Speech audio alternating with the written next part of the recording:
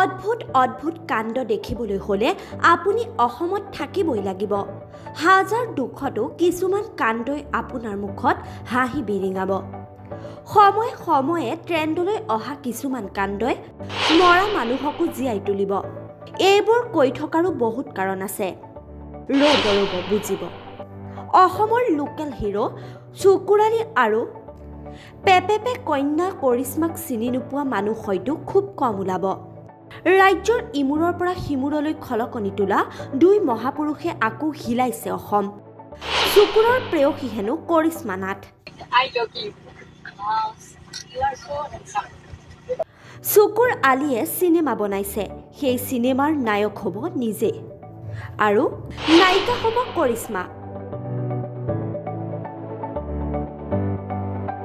পূৰ্ণ গতিত চলিছে শ্বুটিং।